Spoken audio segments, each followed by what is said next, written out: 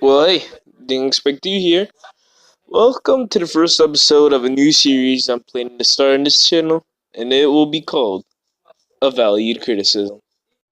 Basically, the series is me talking about something and just like the pros and cons of it. It's your average review, but expanded to a diameter never seen. Well, kind of seen. Well, it doesn't matter. Let's throw everything with us out the window. Let's get this series started. Well, for the first episode, I'm going to start with something that's a little outdated, but it still exists in the community. So I just wanted to start with Five Nights at Freddy's.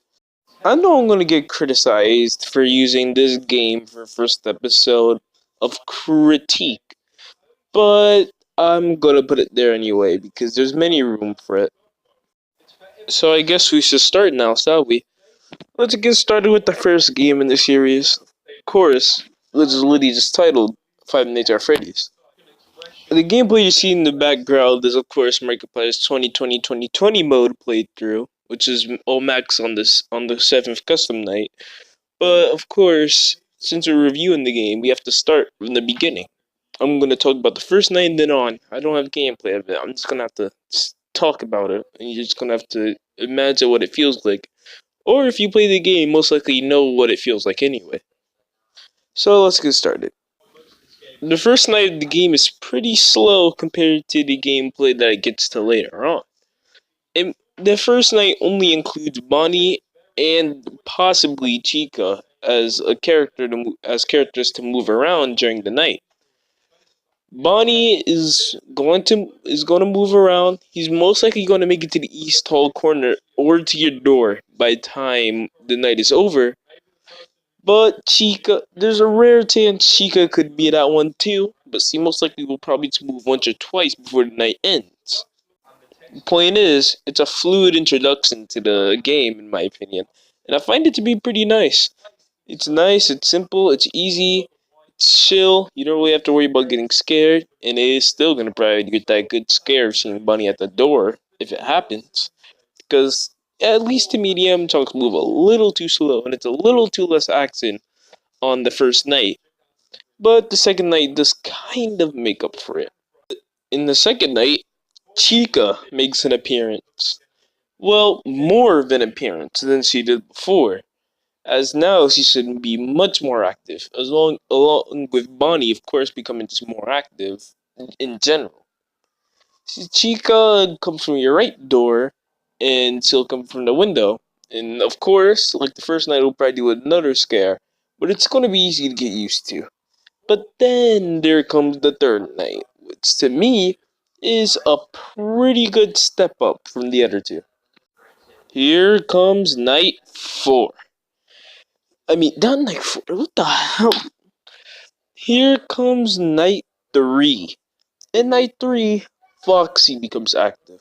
He's not 100% likely to attack, but he can't. But you will at least see him pee out the curtain, and you're probably gonna get that little scare and that little substance of seeing him. It is pretty scary though to see the way he peeks out the curtain. Just overall how he looks in the game. It's pretty scary to see his visual appearance.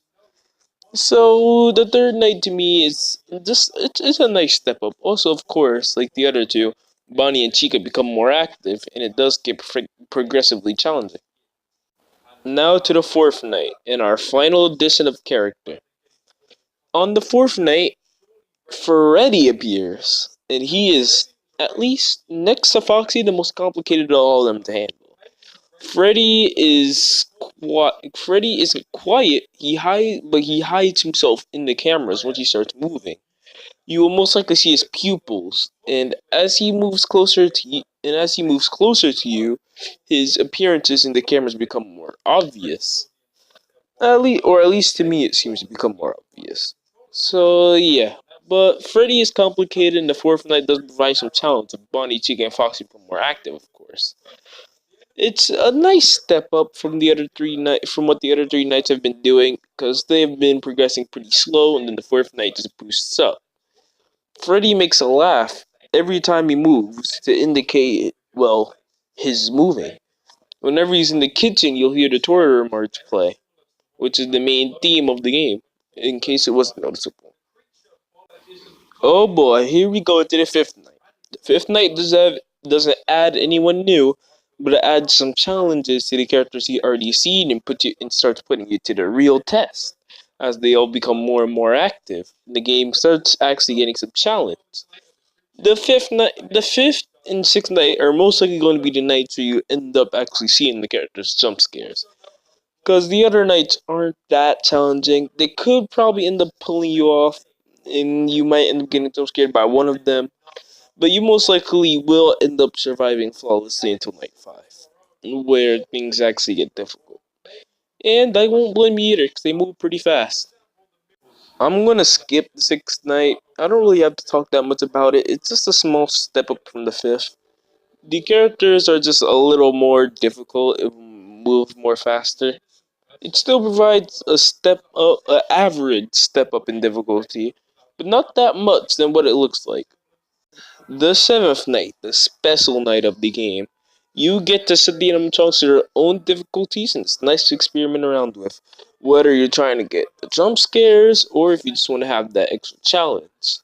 Now, uh, if you know from the future games, the custom modes are added to the custom nights. But in the first game, we didn't have any custom modes, and the only actual challenge that was presented to you in the custom nights was 2020 2020 is extremely hard by itself. Obviously, as you can tell by the gameplay that's in the background, which is Markiplier through 2020, you can obviously see where I'm going with this. It requires a whole lot of strategy, and the enemy chunks are really active. Basically, if you're going to go against 2020, it's best to be prepared with a nice good old strategy and some practice from the sixth night. Now that we're done with Five Nights at Freddy's 1, let's just state the pros and cons that. Let's just state what I think is good and what I think is bad, and then we'll move on to the second. Five Nights at Freddy's 1 has a nice aesthetic. It's pretty scary, and the animatronic it's actually pretty nice. It does really look like you're in a restaurant, a more creepy one. And the phone guy, I'm pretty sure, states himself that the restaurant's pretty old and that I think it's closed out. I'm not sure, but if you look in the office, you can clearly see cobwebs. So I think the restaurant's pretty old, and it's definitely a nice aesthetic to fit in a horror game. One of the cons I think it has though is that it progresses pretty slow. All of the nights below the fifth aren't that challenging at all, and you most likely aren't going to get that jump scare sense. You may just get scared by by the new animatronics being active, but other than that, you're most likely not going to die. First game didn't have that much mechanics, and I don't really, I can't really talk about it. But all I can say is when the game starts getting harder, the cameras almost have no use. And to me, and by an almost no use, I don't mean the whole thing of having to check it to go to Pirates Cove, but all the other cameras other than Pirates Cove have almost no need to be checked on when the game gets extremely difficult, since the animatronics move too fast, and because of Freddy, so you're most likely not checking the other cameras. To me, this is kind of a downside to the game, because it almost completely eliminates the camera feature. And it almost makes it seem like there's only one camera when the game's packed with several more. So I just think that maybe it's kind of bad that the animatronics move too fast for you to even check the other cameras. The same problem carries on, but I'll have to talk about it when I start talking about the next game, which you're actually going to talk about now. Five Nights at Freddy's 2. Now let me get that footage up and let's get this going. This time, I'm gonna leave the volume up, and you can listen to Markiplier's reactions as I'm doing this, because it's exactly the same reactions I had, or most other people had, when they first saw this game, and how much of a difference it was from the first. An obvious difference this game had from the first has to be the cutscenes. They were pretty well made, don't get me wrong, and I mean, the other games didn't utilize this element as much. as the second did for being such a new installment, but it was still pretty good to have these cutscenes. They were ominous and everything. Now in the main menu you can obviously see new animatronics, and if you've seen the teasers for this game, or if you still remember them, it had a whole new system of mechanics that got pretty difficult. So let's just wait until he starts getting into the gameplay, and then I will start explaining just about it. His name said there are 3 nights available to play, and I am so excited to get into it. I really want to play. Oh boy, that looks kind of creepy. Help wanted, grand reopening, vintage pizzeria given new life. Come be a part of the new face of Freddy Fazbear's Pizza. What could go wrong? Even less money? Why would you give me even less money than before? Oh boy. Oh, I'm so excited. Oh! Welcome to Five Nights at Freddy's 2. As you can see, there's an obvious difference. There are no doors. But we can escalate from that now. There's still a method to survive. The gameplay you're seeing is of the first night. I'm still going to talk about the later nights since I've played through the whole game myself. And I honestly know these experiences and I can explain them. The first night is not that bad. It's definitely still has a level of difficulty and will still show you the characters you're going up against, compared to the first, where there's a chance that you may not even see Bonnie, even though he's active on the first night. All of the toys are active on this night. It's good to know that because you're introduced to each one of them within most likely the same night. Toy Bonnie, Toy Freddy, Toy Chica, you're going to be introduced to the entire 3 by the time you're done. Well, you may not be introduced to Toy Freddy, but you at least see what his mechanic is, because he'll be close to your office by the time the night ends. Sometimes the toy animatronics just like to backtrack, and I don't know why. It's just their thing. Onward to the second night. The second night introduces with the toy animatronics becoming faster, introduces the old animatronics. The ones in the parts of service that we all know. Honestly, to me, the old animatronics are the most creepiest version of the FNAF animatronics. Even more creepier than the Nightmare ones, because they're literally broken metal. Nightmare ones are, Nightmare Eyes. They're made to be scary. The Wither ones aren't really made to be scary. They're just made to be the first broken version of the first one. They're still pretty scary. They just really scare me, especially Withered Bonnie. Anyway, I was getting a little carried away. The old animatronics bring a whole new set of assets to the table, and in the second night, it introduces you specifically to Old Foxy, or Withered Foxy. He is the first animatronic you will see, of which you have to utilize the flashlight. And he's the only one. When Old Foxy appears in the hallway, you simply just flash him until he's gone. You only have to flash him a few times, so don't over flash him or else you're basically wasting the flashlight battery. He was a good addition, and the other Wooden animatronics were good too. Now, let me just get to the third night, where we'll talk more of them as they appear.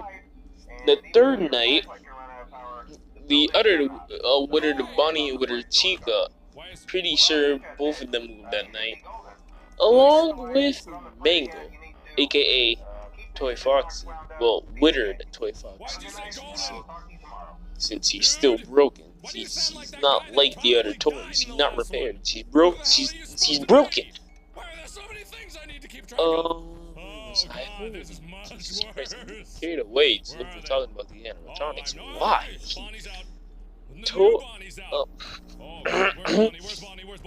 Old Bonnie has a mechanic where he goes from your hallway to the left vent. The difference between the old animatronics and the new animatronics being the right vent is that toy animatronics you can see them. The old animatronics you can't. You have to predict when they come into your office. You have to be ready for when they come into your office. Where the old animatronics is the same as the new ones. You just put on your mask. Except the old ones do come in your office, while with the new ones, Toy Chica can still jump scare you without coming into your office, but without seeing a visual appearance of her. inside of your office. So just kill him. Straight up. Downright kill him. Toy Chica operates the same as Toy Bonnie, but she takes the right. So it's easy to get used to. Mangle. Oh boy, Mangle. Mangle's not really that complicated, but the difficulty's there. She moves around, and if you're looking at a camera that has Mangle inside of it, or if she's near said camera that you're looking at, you're going to hear the radio static. That means that she makes almost all the time. And you also hear it when she's in the vent. She takes the right vent, and unlike the other animatronic, since she's a toy, you can see her when she's in the vent. When Mangle's in the vent, you have to put on your mask. She also doesn't come inside of the office, by the way. You have to put on your mask until she gets out of the vent. If she gets inside of your office, she will hang on the roof, wait a couple of minutes, then kill you. There is a possible chance she won't kill you, as there isn't a specific point where she actually is supposed to kill you. Like, she doesn't 100% kill you once it reaches 6 a.m.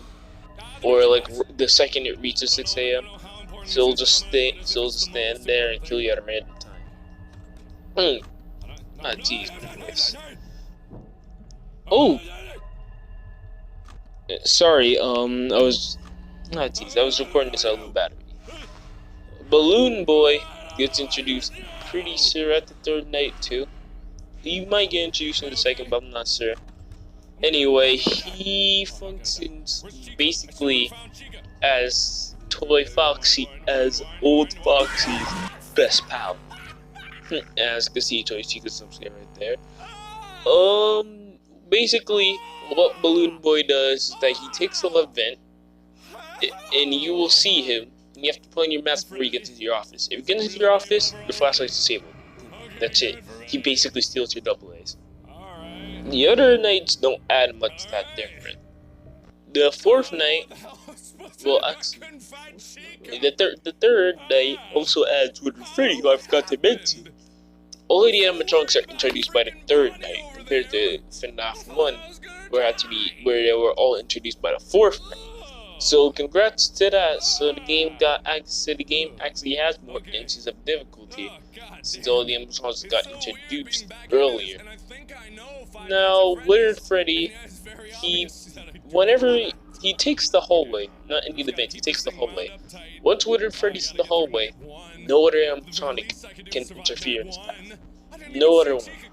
And he will basically stay in the hallway for a good couple of camera flicks and then come inside of your office. And then it's putting a mask and so on. Withered Freddy, however, does help more than harm, because he keeps Old Foxy from coming into that hallway. I'm so tired. So it's pretty good. It's a nice trade-off to have. Now I'm just gonna skip over to the custom night, because we all know how the 4th and 6th night is gonna be.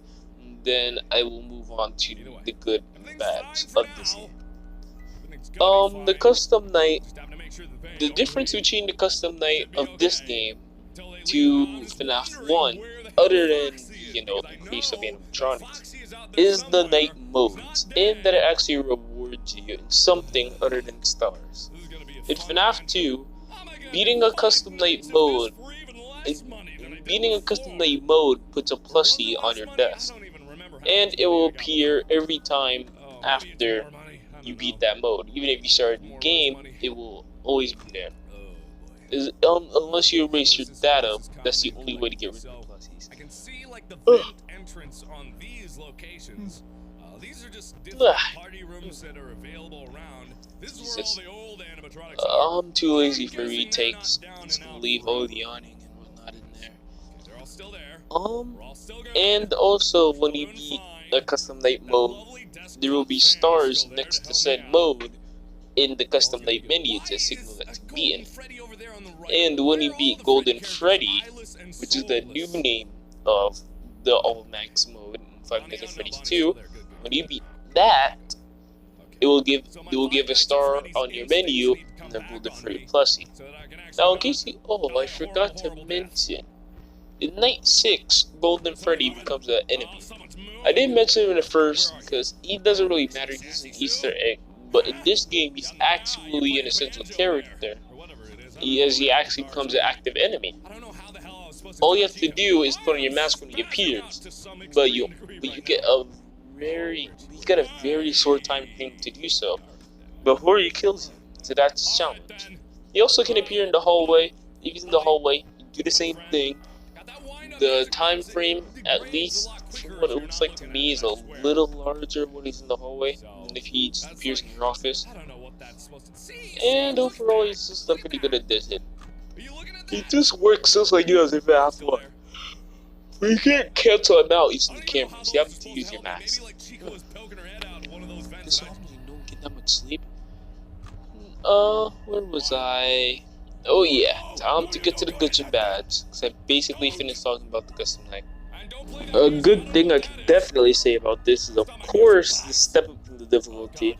And keep in mind, this is my favorite FNAF game out of the series, so I am gonna have a lot of good things to say, but at the same time, there's still gonna be some bad things to say, of course. There is nothing that's perfect, so just expect some bad. No matter what you say, even your favorite game, you know has faults. So another good thing I could say is the increase in mechanics, because now you have the puppet, plus your flashlight, plus the vents, plus the mask. It's amazing how much more mechanics this game obtained from what it had before.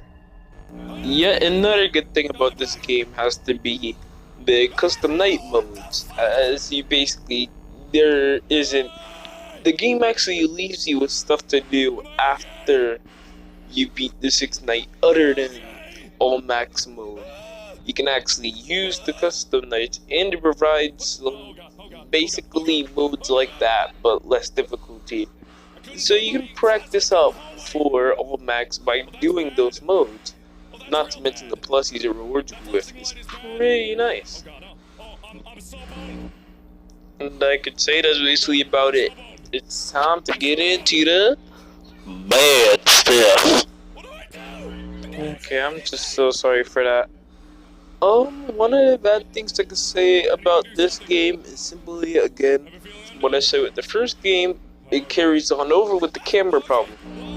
This time, this problem surrounding Marionette and having the continuously check prize corner, giving no time to check the other cameras due to Marionette's small time space, and of course the limit of the electronics.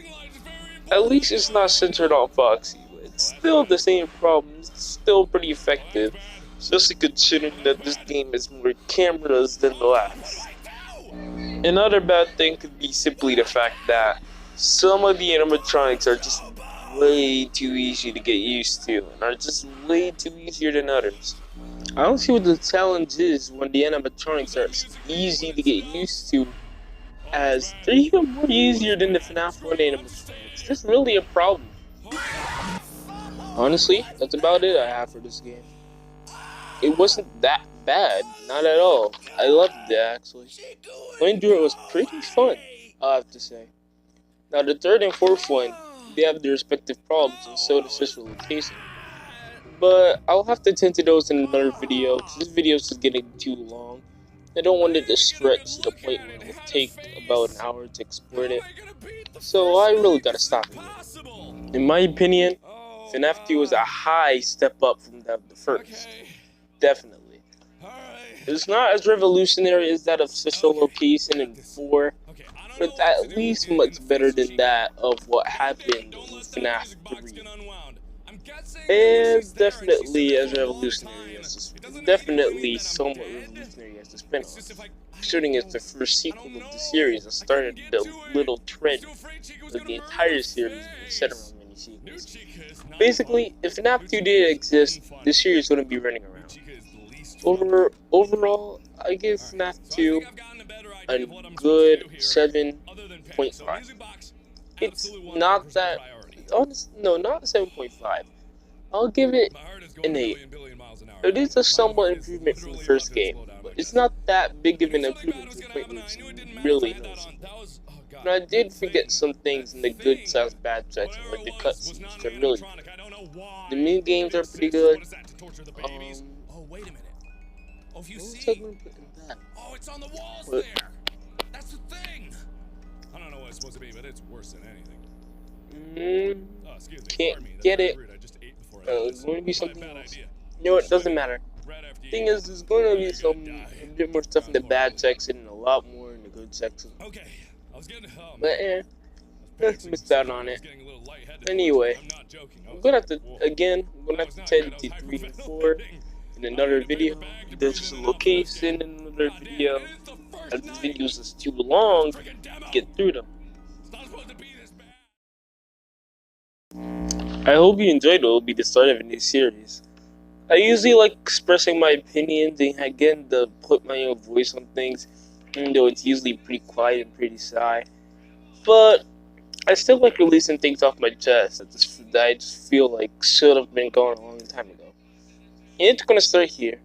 Thanks for watching. I'll see you next time.